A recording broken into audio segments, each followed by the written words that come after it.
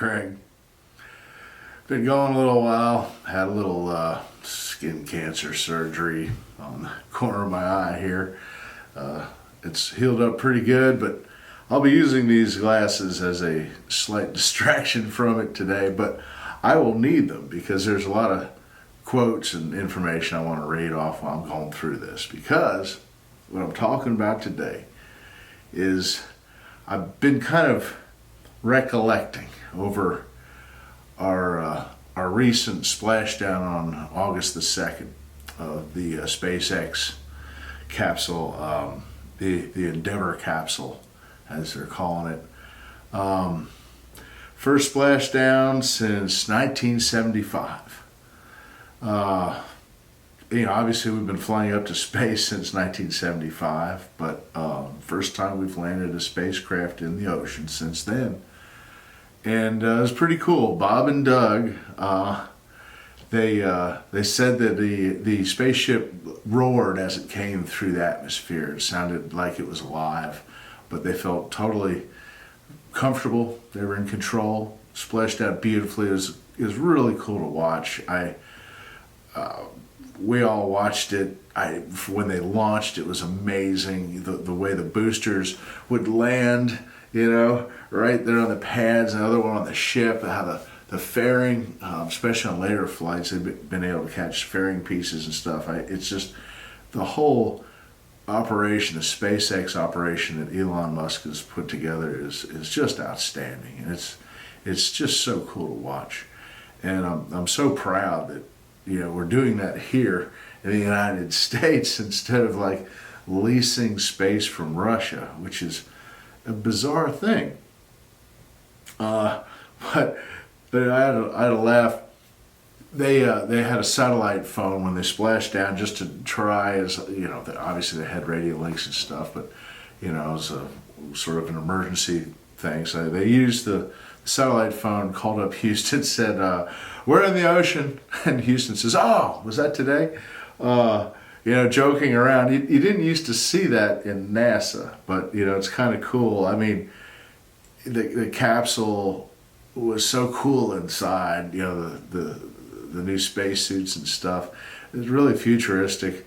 It's something you don't really see NASA do, but you see private enterprise kind of take that little extra step. It's a competitive thing now. There's other really rich guys with rockets trying to compete with Elon, and it's going to be really cool. NASA's always been sort of the research side of the government, but they've always had private contractors actually build the stuff. So it's not that unusual. But, as cool as it is, and it's like, what is it, like a week and a half later or something, they used some of the same boosters and all that and launched up that new little rover they're sending out to Mars. They're putting stuff up all the time, doing, satellites constantly. China just started their own version of GPS. China is planning. They've already put something on the dark side of the moon.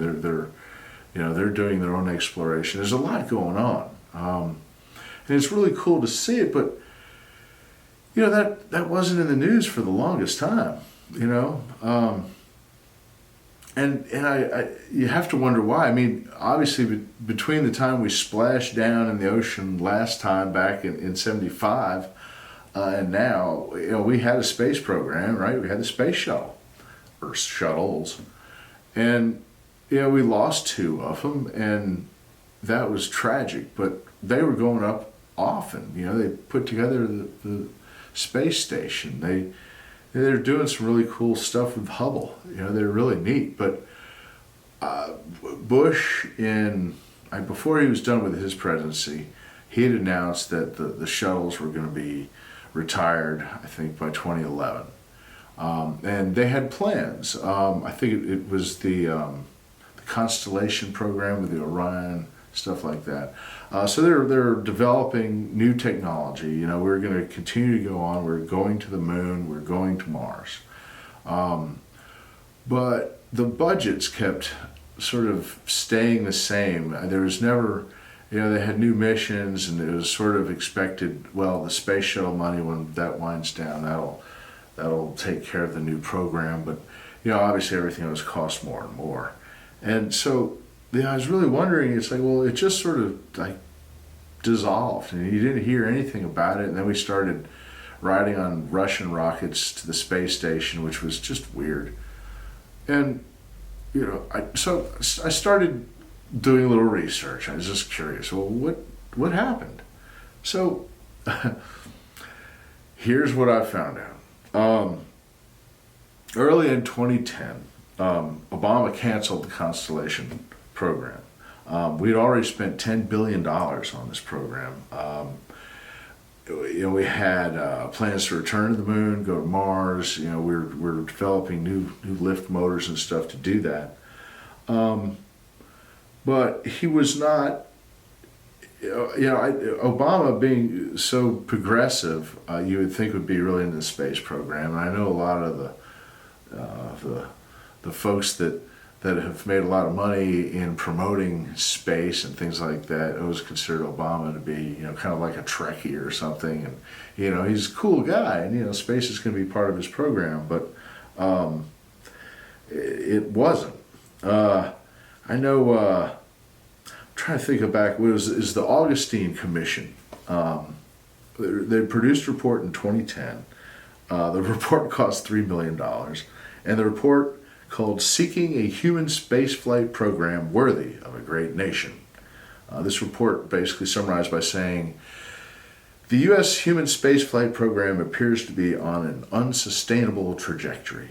It is perpetuating the perilous practice of pursuing goals that do not match allocated resources.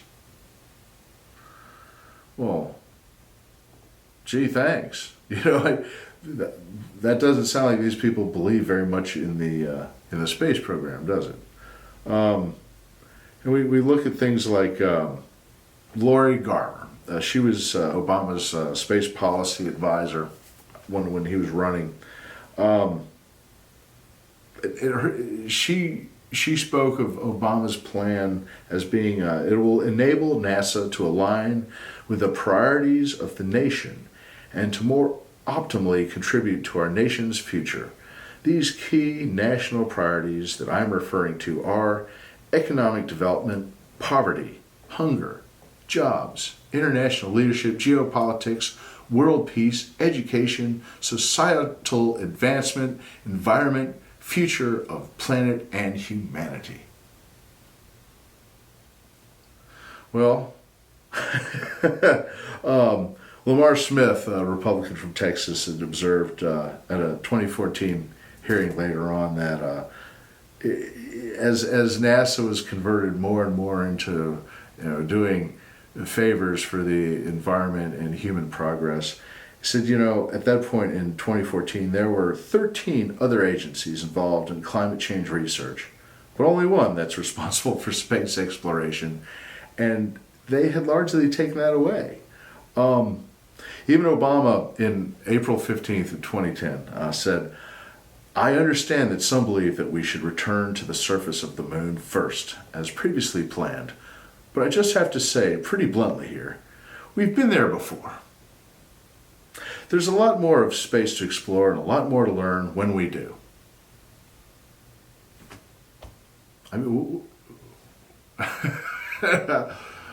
wow, talk about deflating the ball. Could you imagine how the folks at NASA felt, after hearing him say something like that?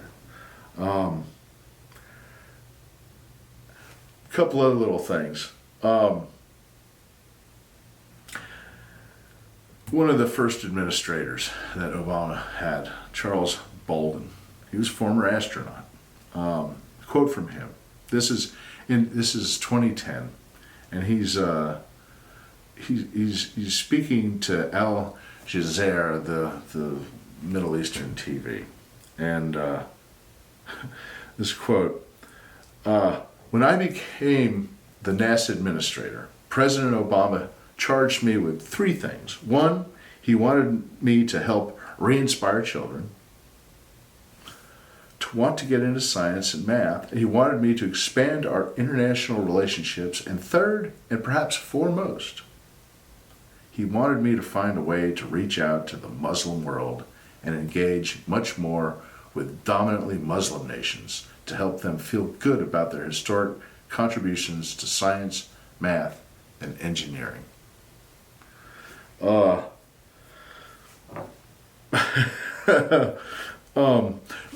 Following up, Ted Cruz of Texas had a quote from him. In the last 6 years, we've seen Earth sciences increase 41%, and we've seen exploration and space operations, which should be the core mission, what NASA exists to do, decrease 7.6%. The reason we weren't seeing much happen with space exploration, rockets going up and all, is because NASA was redirected. Their mission led credibility to the study of the environment and global warming, I suppose. And backing up the whole concept of carbon taxes, no doubt. James Henson was the head of NASA's Goddard Institute for Space Studies until 2013.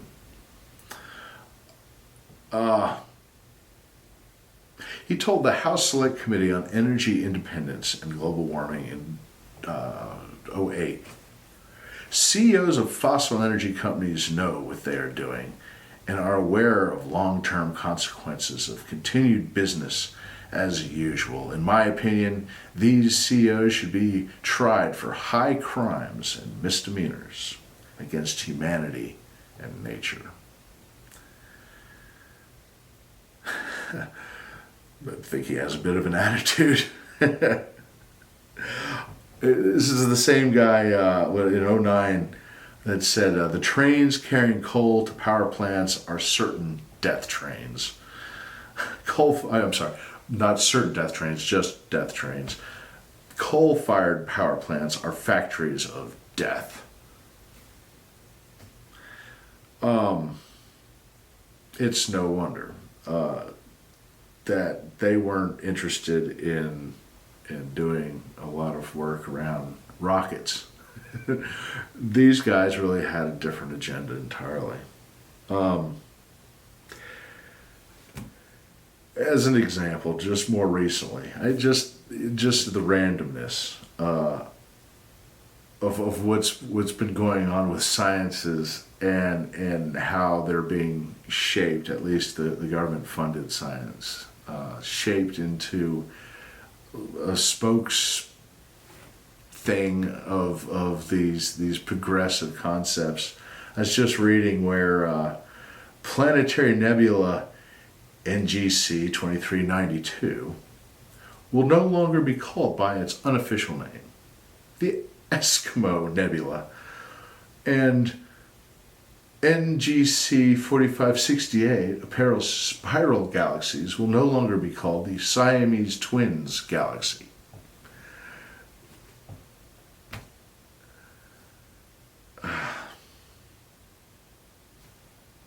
How do we get there? I mean, really, you can't say these things. Well, I'd like to talk a little bit about how we even wound up chasing this climate change agenda, which is now morphed into the Green New Deal. Where it started and kind of where it's being pushed. Because that's obviously what got into our space program. So it's, that's what's considered big science now as far as the government's concerned. So let's take a look. So, Roger Revelle is probably considered the father of CO2 science as far as it affecting the climate. He he was teaching at Harvard briefly when a young student by the name of Al Gore attended one of his classes. And Al Gore was very influenced by what Roger Revelle had to say. And eventually, after losing his attempt at becoming president of the United States, he created this slideshow that he started to give sort of a lecture over his findings. Eventually, it was turned into a film, and it was shown in classrooms all over the country. And in Inconvenient Truth. It was alarming because it basically showed a trajectory of the climate changing, heating up to a point that would challenge life on Earth. It would destroy our environment in its entirety. And we had to do drastic things to stop this.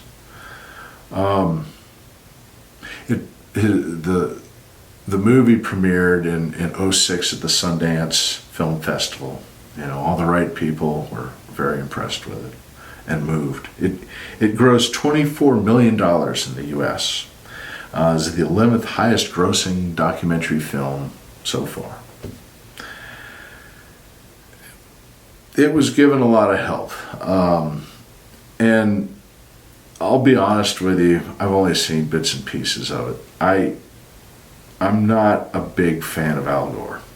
I didn't like the way he handled himself through the election or the aftermath. And when he came out with this concept, I have to admit I was very skeptical of him. I just always found him to be kind of one of those, like, you know, I'm smarter than you. You Neanderthals caused me to lose this election. You know, it's one of the first progressives that really outwardly seem to just hate common people. At least to me. That's really the way I took him. So I just didn't like the guy, I gotta be honest. I was kind of biased. So when this came out, it's kind of like, I mean, I didn't really know anything about any of this, but it was like, I don't know. This guy's such a blowhard.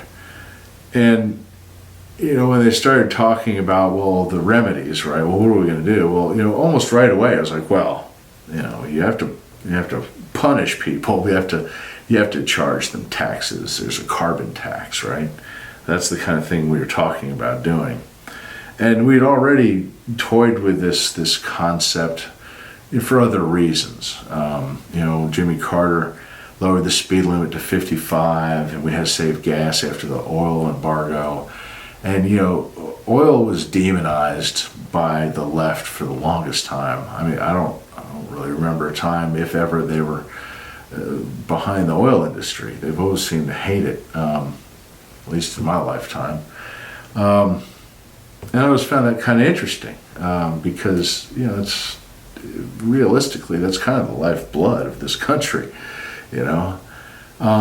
But, you know, for the longest time, it was always the left pushing these concepts, you know, solar power and, you know, more recently electric cars. And, you know, we have to, you know, recycle and conserve and all this. And some of that's, you know, great advice. I mean, you know, polluting less is always good. But it always goes too far. You know, it's like, well, you know, we haven't really figured this out, but the first thing that's going to happen is everyone is going to be punished, right? You can't drive as fast. It's like, well, does that really save gas? You know, maybe. I remember when they came out with emissions controls on cars. You know, I used to work on cars a lot when I was a kid, still do, and we used to tear all that stuff off because all it was an air pump pumping air into the exhaust so that when you put a sniffer at the end of the exhaust, the sniffer smelled cleaner exhaust because a pump was pumping air into the exhaust. It's like, the net is, it's the same stuff. It's just mixed with more air. And then catalytic converters and stuff like that used to get so hot and it'd catch on fire, if you parked over tall grass and stuff. And, just none of that stuff was really well thought out. Over time, I have to admit, there's what they call CAFE standards. And this is another thing the left really abuses. What they are, it's goals. It's like, okay, automotive guys, I want the goal as if you take the entire fleet of cars you manufacture, we want you as a fleet to achieve a certain mile per gallon rating. So it was to encourage making small cars and smaller things that use less fuel, less things that use a lot of fuel, or balance it out. So if you're going to make a bunch of fuel-sucking pickup trucks, you have to make a bunch of these little economy cars just to make the numbers work. And, it didn't matter that people weren't asking for little teeny economy cars. That's what they were forced to do. The problem is that, especially when the left is ruling the roost, they keep changing the numbers. So the automotive manufacturers will be building a car and, because they're planning years out ahead. And, they'll switch the numbers and all of a sudden, oh man, we got to shuffle things around because it's never to their advantage. Obviously, it's always like, no, you have to have more fuel economy. Well, what that's done is it's forced the automotive manufacturers to come up with ways to give people what they want, which is we need more power than this, and give the government what it wants, which is better fuel economy numbers. And that's kind of how we wind up in the whole electric car thing. That's another way to mitigate that. But anyway, I get away from myself here.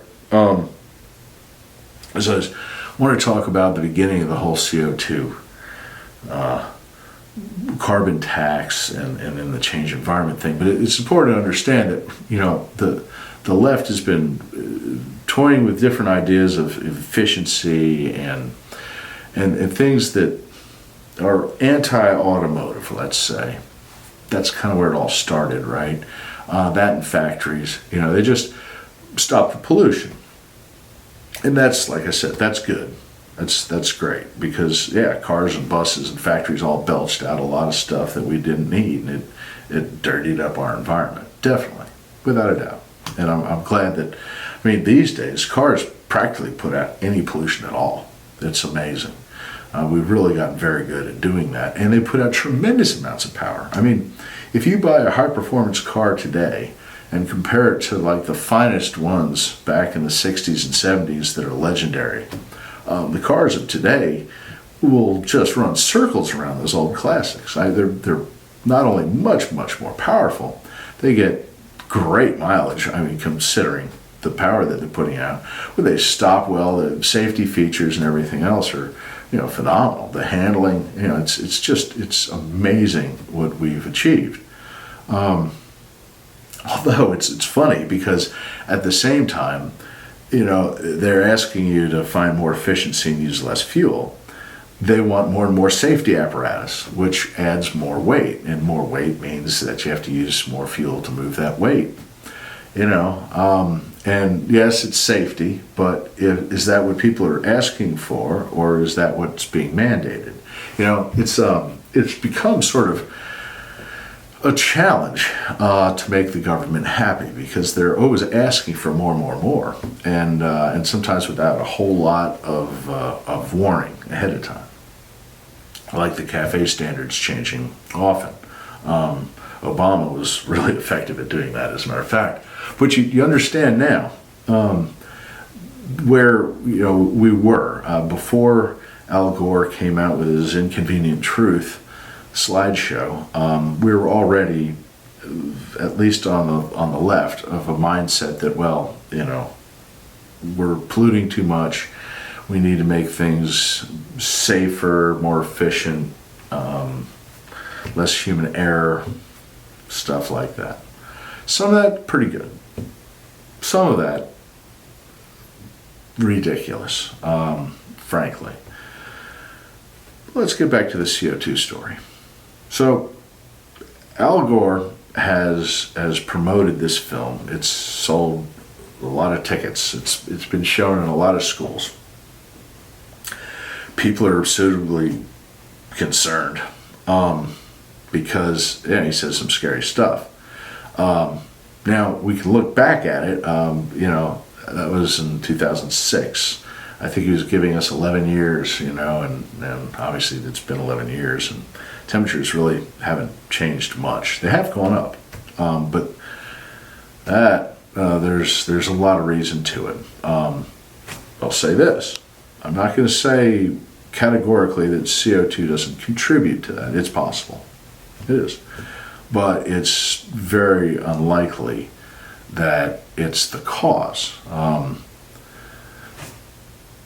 Foremost, because throughout history, and we're pretty good at determining temperatures and things of that nature now, as we look at all kinds of everything from ice samples to rock to you name it. Science is pretty darn clever. But what we see is that CO2 goes up after temperature goes up. We see a correlation. There's cycles. Temperature goes up, temperature goes down as an average over time. And CO2 always starts to rise after the temperature rises. So it's got to be a function of the temperature rising that releases the CO2. We're talking about global quantities that really affect temperature. We're not talking about little tiny, minute amounts that maybe the CO2 that we put out affects. Because obviously, pollution affects our environment, but it doesn't it's not going to change the environment writ large. What do I mean by that? Well, I'm fond of saying you don't want to pee in your pond. Obviously, if you got a nice pond, you're not going to ruin it knowingly. But we do.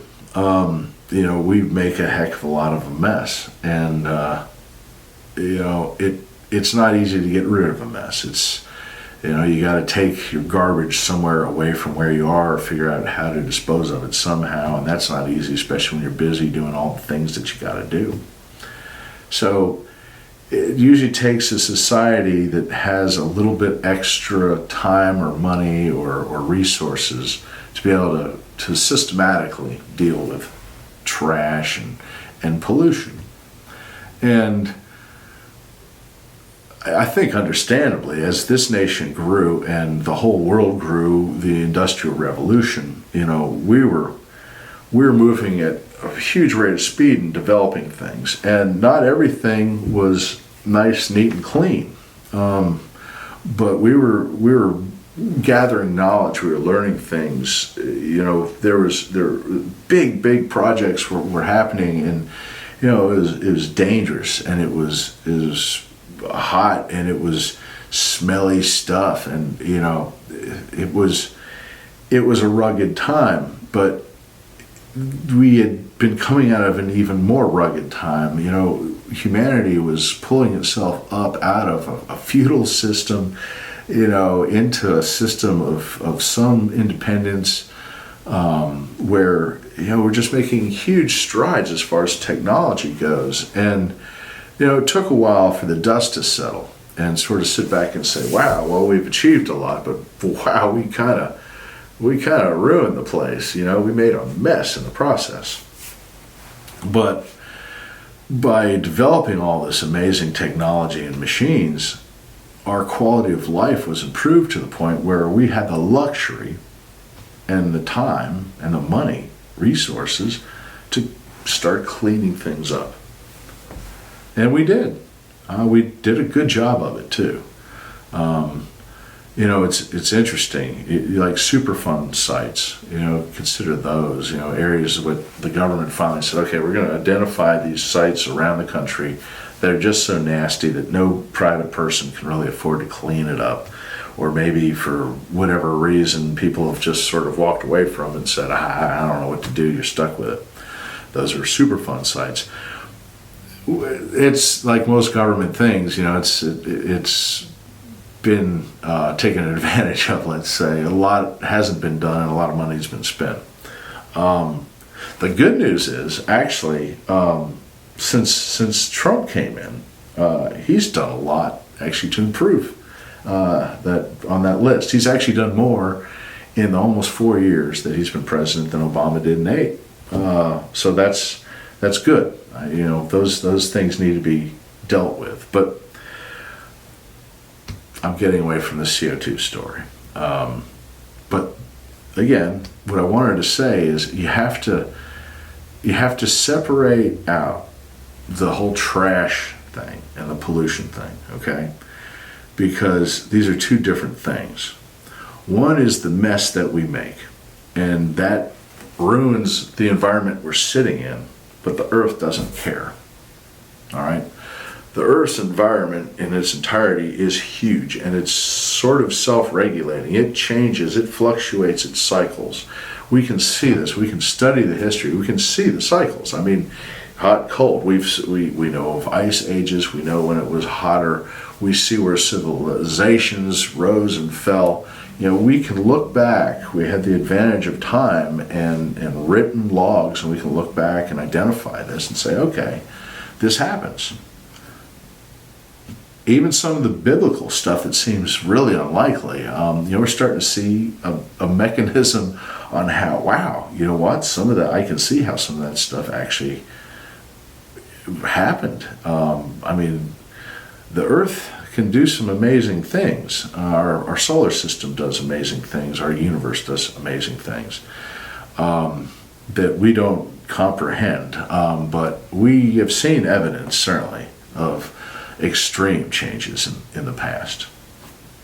I'll just leave it at that for right now. And there's no reason to think that extreme changes don't come in the future. But anyway, pollution is one thing, and pollution is bad.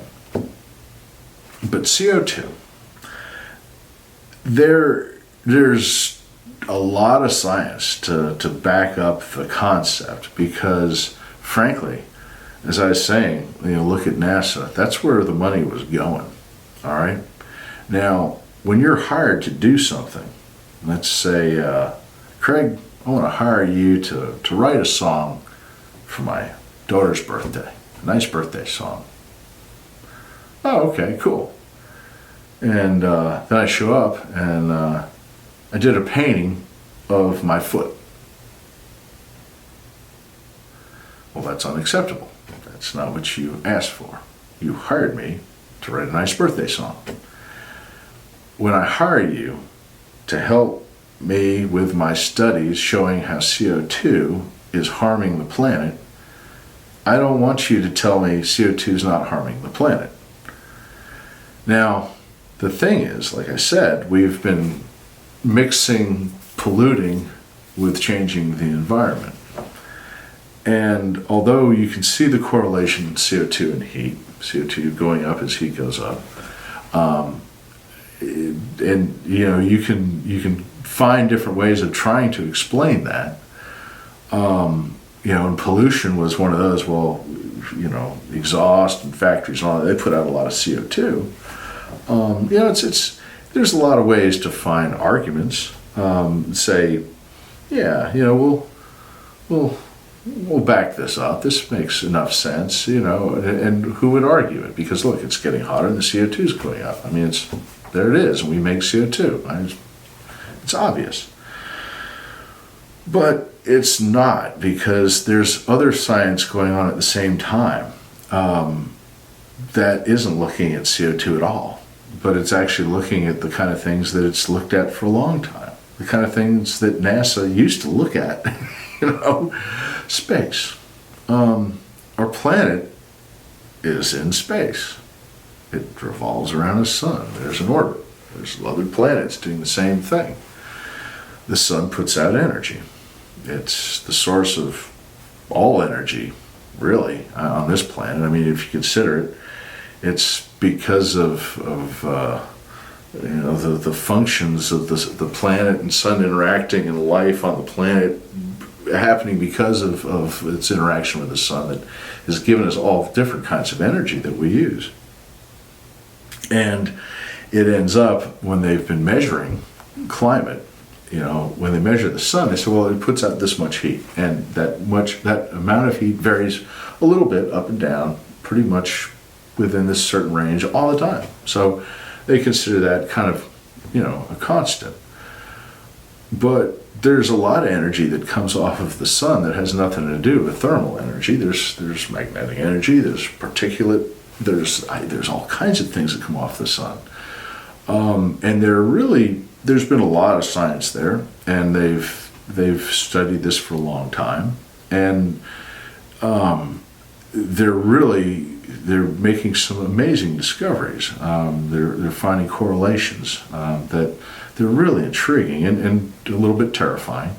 But a lot to do with our magnetic interaction with the sun, and how the Earth has its own magnetosphere, and how actually right now the North Pole has been moving around. And this has happened before, and this happens from time to time, but with that effects and the magnetic shielding that our Earth has, because of the way our core creates its own fields and how it interacts with the sun, it is just fascinating science. And it ends up that there's probably really good correlation that in turn helps develop certain clouds that reflect a certain amount of the solar energy and trap certain amounts. It's very exciting, but I couldn't possibly explain it to you right now. I'm trying to figure this stuff out, but it's really neat science.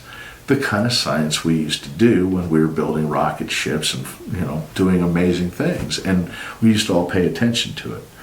But that kind of science has been largely disregarded and somewhat discredited while we've pushed this CO2 science. And well, let me give you some examples. So here's the thing with green energy. It's obviously it's sprung anew with the CO2 arguments, and that we have to cut down emissions. And so we have to change everything about how we interact with energy. We've done a pretty good job with fossil fuels. And right here, consider this. From 2017 to 2019, emissions of each of the regulated criteria pollutants declined. Carbon monoxide fell 8%, lead dropped 20%, nitrogen oxide fell 14%, ozone was reduced by 6%, particulate matter 2.5 declined 4%, sulfur dioxide went down 35%, and volatile organic compounds, VOCs, dropped 5%. That's all really good. Why did that happen? Well, a lot of it had to do more with finding efficiencies. Remember, as I was talking about cars, how we've developed more and more power using less and less fuel and making less pollution. That is a benefit to everybody. UPS figured out that if they take mostly just right turns and avoid left turns, that they'd save a ton of fuel. So they found ways to map out routes for trucks. All kinds of technology has been developed because people want to save money. It's the old thing. You come up with a better mousetrap and people will beat a path to your door. And it's the truth. But people aren't asking for little electric cars, or any electric cars for that matter. Some people might. And there's nothing wrong with them. Don't get me wrong. They, for the most part, work, and they can go very fast. But is it better? They don't recycle as easily. All that battery stuff in them is tough stuff to get rid of, and no one really knows how to recycle it. The batteries don't last very long, as compared to a traditional internal combustion car. We can recycle almost all of it, and we know how to keep it running for a very long time. The electric stuff is kind of unknown. I mean, think how all your electronic devices, when they break, what do you do with them? You know, toss it, get another one. They're very expensive to produce. There's huge subsidies.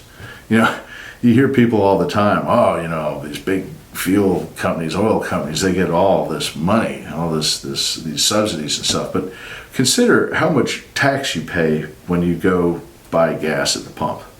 More than half of the price is taxes. There's state, local taxes, federal taxes, all kinds of taxes on fuel production. So whatever subsidies they get are well covered. There's more taxes than they get by far.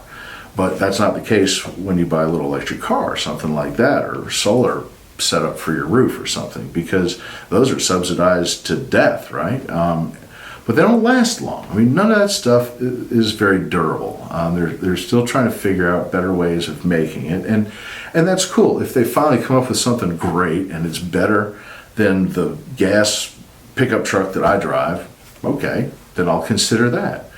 But, you know, I like being able to go up to the pump and spending maybe 5 minutes to fill the big tank in my truck and be on my way instead of having to plug it in and wait for however many hours for that thing to charge.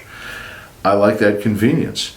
I like the power. I like the availability of parts, the ability to, you know, you could fix it yourself until they became so computerized and complicated.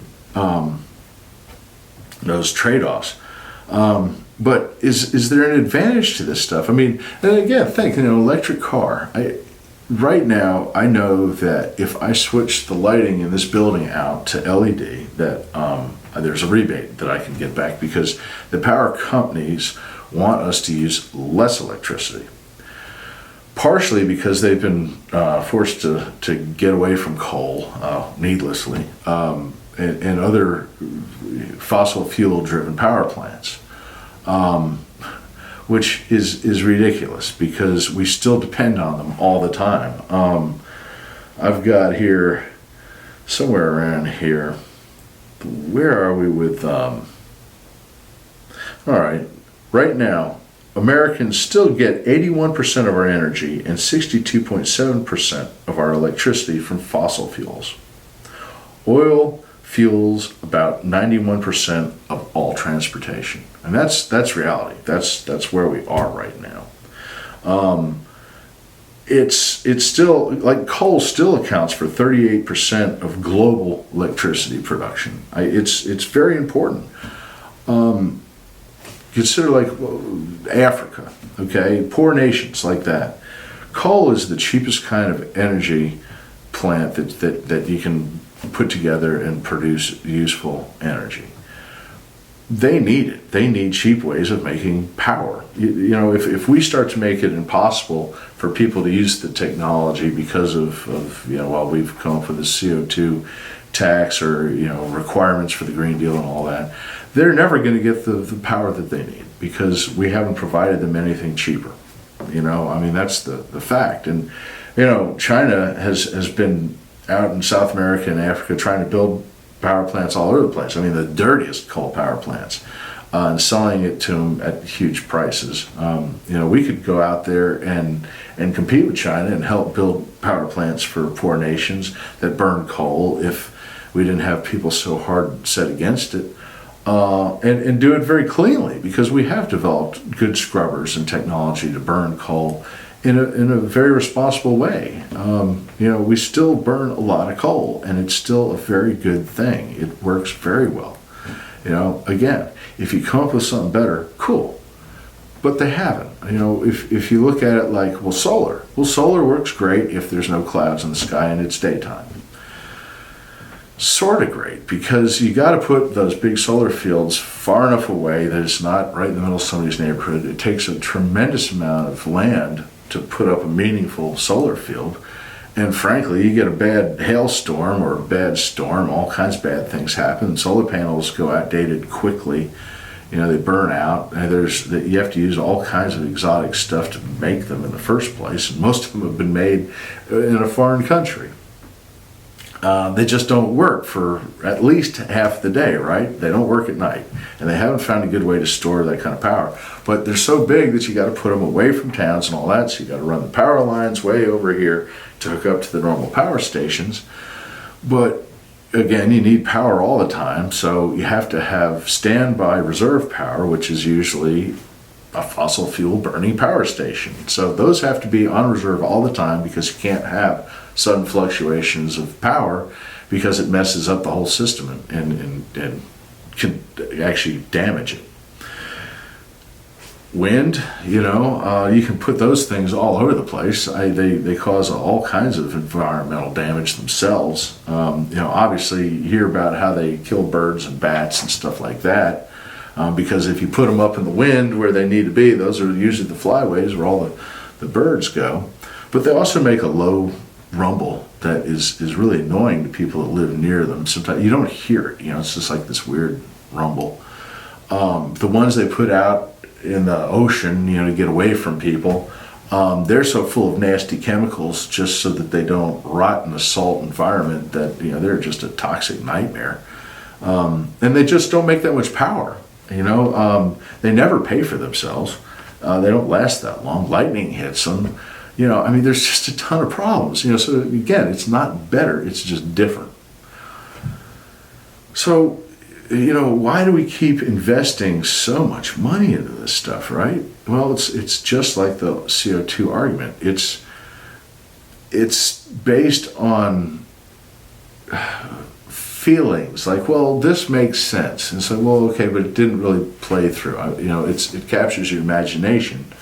But in fact, that's not what it is. It's like, well, I want people to not use fossil fuels. Well, that's cool. Come up with something really great to convince people not to. In the meanwhile, though, they have forced the burning of fossil fuels to become a cleaner process. So that's good. But the forcing everybody to adopt new technologies that don't work as well as what we already have is ridiculous. Now, there's obviously more to this than, we hate pollution, because it's always about money. And, there's a House bill right now, okay? They propose to spend $5 billion to advance energy technologies. Just let's put that into research right now. We already spend $20.3 billion. It's like, why are we paying these guys to study all of this when, if it's such a great thing, spend your own money on it. Show me the product you have. Well, there's obviously there's always nice kickback, right? But it also it sort of lends itself to that control over what people are doing. Consider Alexandria Ocasio-Cortez, right, and John Kerry working in the government, to create the Green New Deal to combat the climate crisis and pursue environmental justice. Environmental justice. Okay, what is that?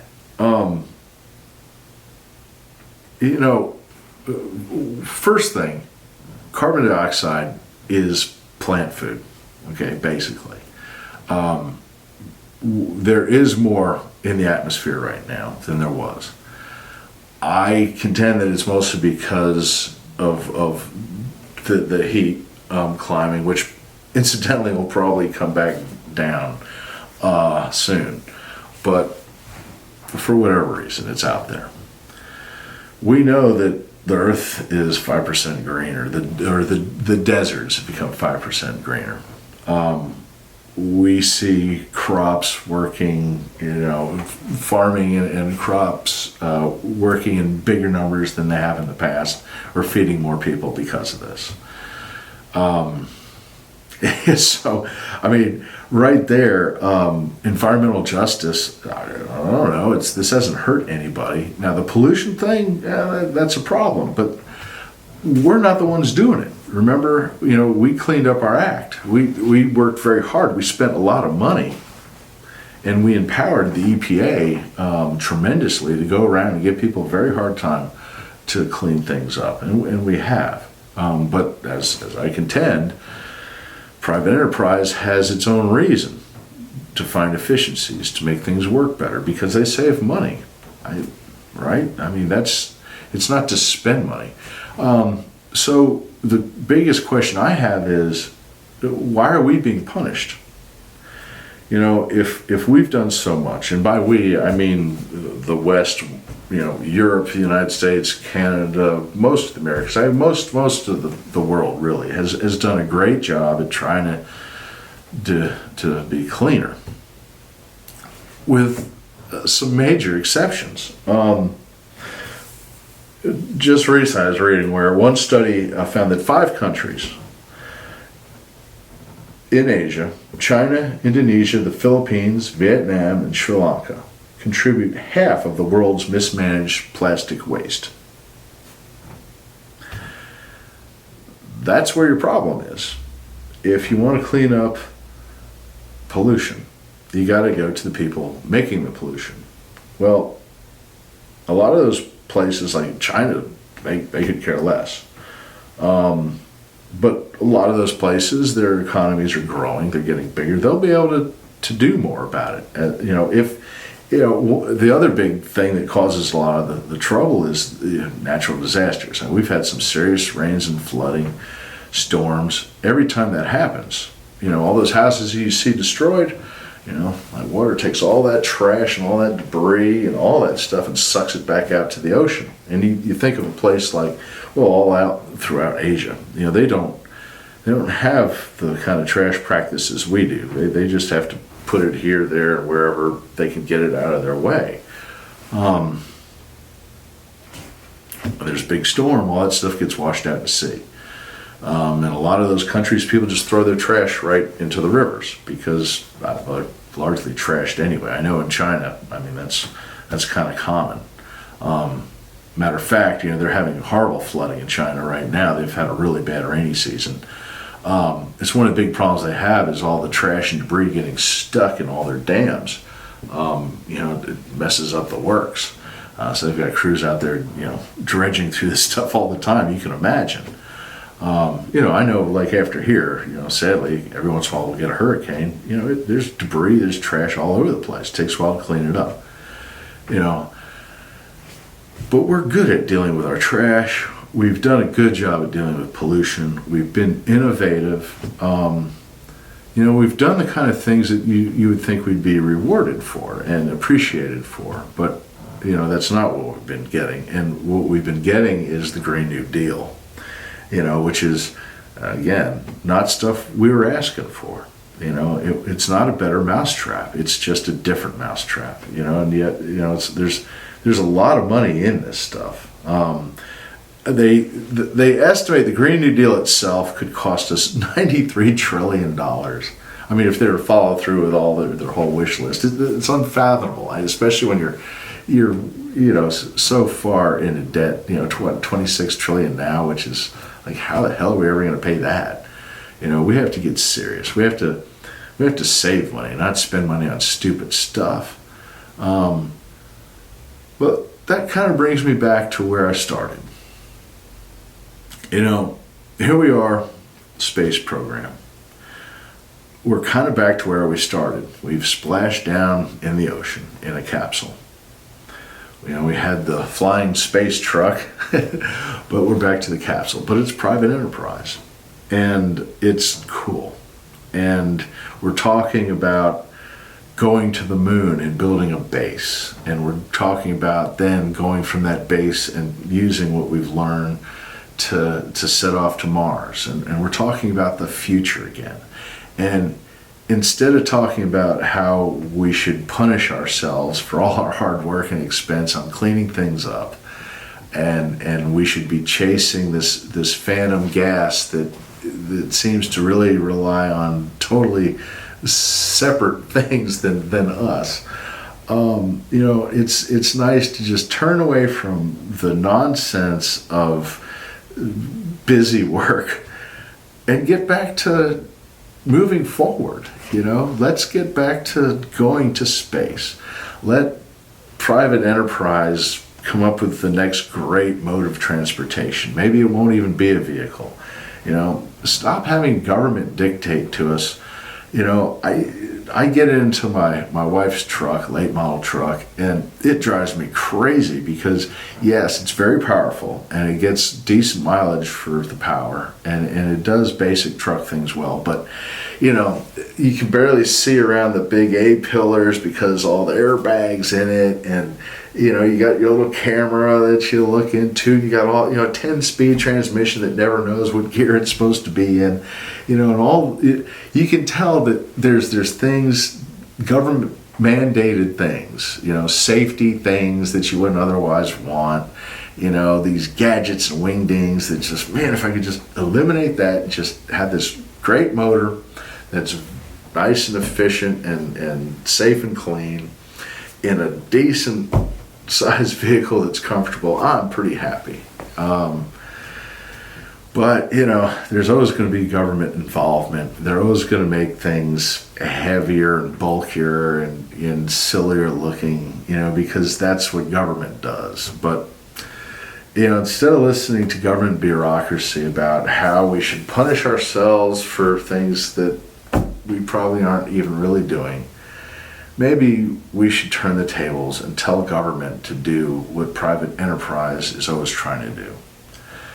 Maybe government needs to strip down and simplify and get rid of all that extra safety and cumbersome nonsense and engineering and just get back down to that core mission. The reason that government existed in the first place, to look out for us. Because although they try to tell you the Green New Deal's looking out for us, the money tells us it's looking out for them. There's people getting really rich on this stuff, building products that no one asked for, but the government is forcing us to buy or subsidize.